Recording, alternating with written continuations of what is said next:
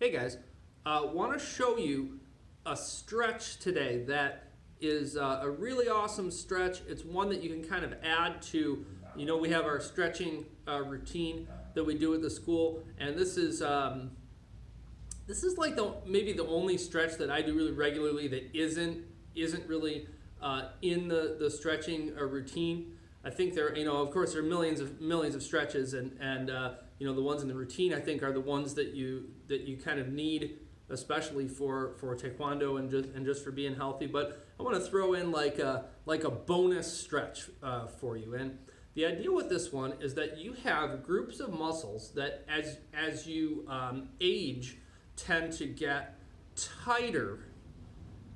And then you have another group of muscles that as you age tends to get weaker and kind of lose its tone, and they're on opposite sides. So let me show you, like, if you ever notice that, like, if I'm an older person and I haven't really become aware of this, my pecs tend to tighten up, and what that'll do is they'll give you a little bit of a hunch, and at the same time, the sort of corresponding muscle in the back that's supposed to balance that out, those muscles that pull you back into a good postural position are muscles that get weaker with time. Like if you just let time do its thing, this is what would happen, and you get crunched up, and then you can't breathe, right? Your posture's bad, it hurts your back, all that kind of stuff.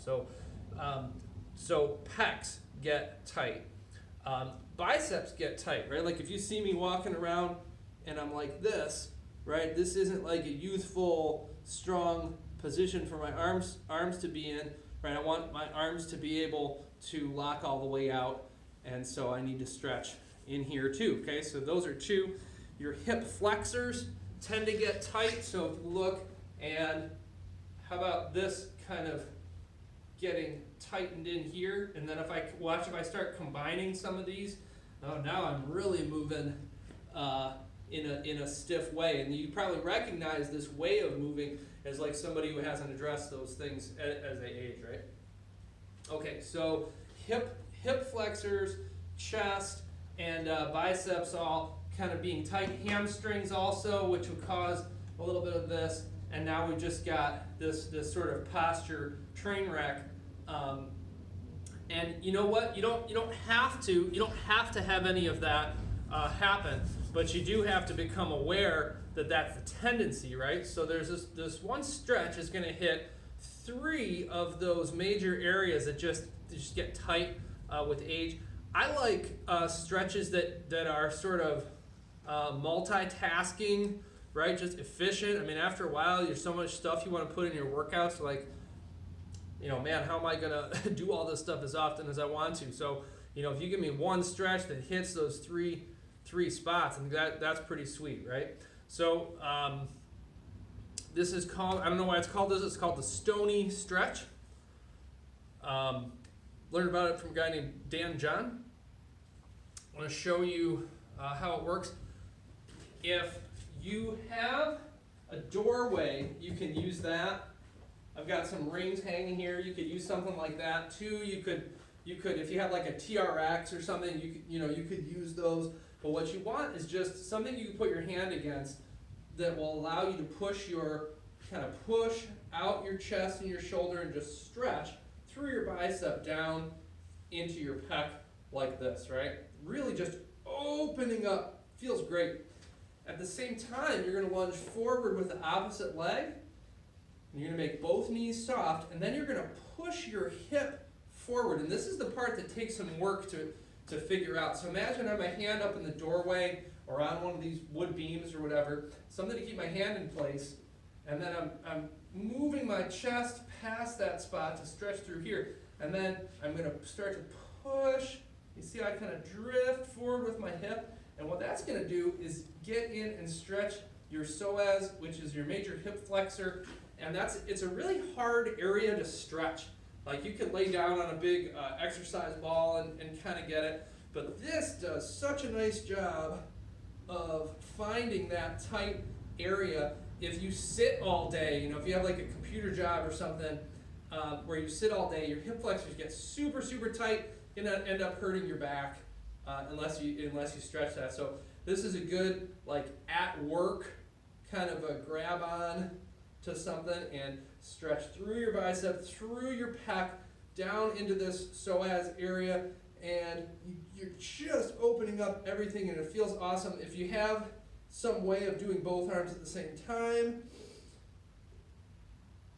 like, that feels pretty good. I'm not even holding on to anything, but I really do recommend that you, if you can put your hand up against a wall, you can do one side at a time.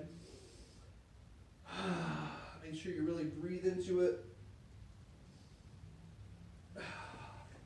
And then, out of those muscle groups we mentioned, the only one we're really not stretching is the hamstrings. And you know, we do a lot of hamstring work. We do a lot of hamstring work already in the martial arts, and you guys know probably how to do that already. But I thought I'd just give you that bonus stretch today, the stony stretch, bicep through the pec into the hip flexor. If you're having a hard time feeling it in your hip flexor, you gotta just, like Grandmaster says, like, you get in a stretch and you don't sit there in a stretch, but you have to be active, and you have to, like, almost just play in that position until you find, you go, oh, okay, I found that little band of something that's tight, and then you put some breaths into it, right? So stretching really, you know, can't be passive. You're here, and you find that tight spot, and you go, and you pull that in, you hold your breath for a second, feel that it's tight, and then as you let your air out, let that tension out too. Ooh, yep, and then you put about 10 breaths into that thing, and you really start to loosen it up. Also, you know, you can go a whole day without doing a really, really good quality breath, and that just does, like, a lot for your nervous system, a lot to help you just relax, think better, and it's just a healthy exercise, even if you just did the breathing part. But I think you combine that, you know, with stretching, and you just are really being efficient in the way that you're using your training time, all right? So both sides. How much time? That's another thing somebody asked me the other day, like, how much time in a stretch? I think you want to go at least 30 seconds, you know, sort of the old gym class 10 count. Is not enough time just to, like, put breaths into it, really become mindful and aware of where the tightness is, and you know, at least 30 seconds. I'd prefer, you know, to stay there for a minute or so, something like that, where you're in a lunge. After a while, your leg might get tired, and so that would be a reason to, like, switch sides. So maybe after 30 seconds, but you can certainly do multiple rounds of that. You know, I do 30 seconds here, 30 seconds here, maybe get a slightly different arm angle and do 30 more here and 30 more there, and that way your legs don't get where they're burning out. All right, well, that's a lot of information on one stretch, guys, but give it a try. Stony stretch.